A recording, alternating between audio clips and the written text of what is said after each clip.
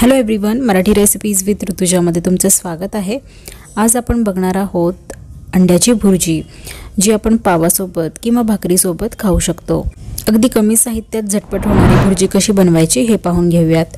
तर एका कढईमध्ये मी 2 ते 3 चमचे तेल घेऊन त्यामध्ये अर्धा बारीक चिरलेला कांदा घालते आहे। ही भुर्जी आपण 2 अंड्याची बनवणार आहोत। कांदा हलकासा मऊ करून घ्यायचा आहे आणि मग यामध्ये एक बारीक चिरलेला टोमॅटो घालायचा आहे। टोमॅटो सुद्धा आपण परतून घेऊन हलकासा मऊ करून घेऊ। भुर्जीमध्ये आपण जे मीठ घालणार आहोत ते आत्ताच टाकून घेऊ, म्हणजे टोमॅटो लवकर मऊ व्हायला मदत होईल। तर इथे टोमॅटो कांद्यासोबत मऊ झालेला आहे। आता यामध्ये 2 बारीक कट केलेल्या हिरव्या मिरच्या घालूयात। तिखटाप्रमाणे हिरव्या मिरच्यांचं प्रमाण कमी जास्त ठेवू शकता। आता यामध्ये आपण थोडेसे मसाले घालणार आहोत। तर पाव चमचा हळद पावडर आणि त्यानंतर मी इथे अर्धा चमचा कांदा लसूण मसाला घातलेला आहे। तुम्ही या जागी प्लेन लाल तिखट वापरलं तरी चालेल। तर आता हे सुद्धा आपण एखाद मिनिटभर परतवून घेऊ आणि मग यामध्ये लगेचच आपल्याला 2 अंडी फोडून घालायची आहेत। आता ही अंडी मसाल्यासोबत एक सतत हलवत राहू।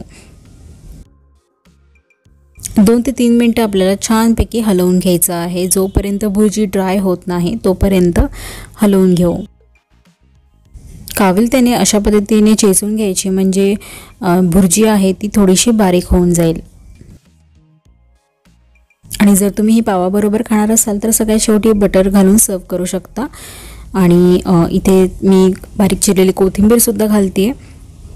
कांदा टोमॅटो मसाल्यामध्ये छानपैकी भुर्जी मिक्स झालेली आहे। अशी मिक्स झाली की त्याची टेस्ट सुद्धा चांगली येते। भुर्जी शिजून पण तयार आहे। तर गॅस बंद करूयात आणि सर्व करायला घेऊयात। तर तुम्ही ही पावसाळ्याच्या दिवसात सकाळी ब्रेकफास्टसाठी पावाबरोबर खाऊ शकता। तसेच जेवणात भाकरीसोबत चपातीसोबतही छान लागते। भुर्जी बनवण्याची ही खूप सोपी पद्धत आहे आणि सोपी असून ती टेस्टीही लागते। एक बेसिक पद्धत आहे पण चांगली आहे, त्यामुळे नक्की करून बघा ही रेसिपी। आणि आजचा तुम्हाला हा व्हिडिओ आवडला असेल लाईक आणि शेअर करा, चॅनलला सबस्क्राईब करा। भेटूयात आपण नवीन अशाच रेसिपी सोबत। Till then take care, bye.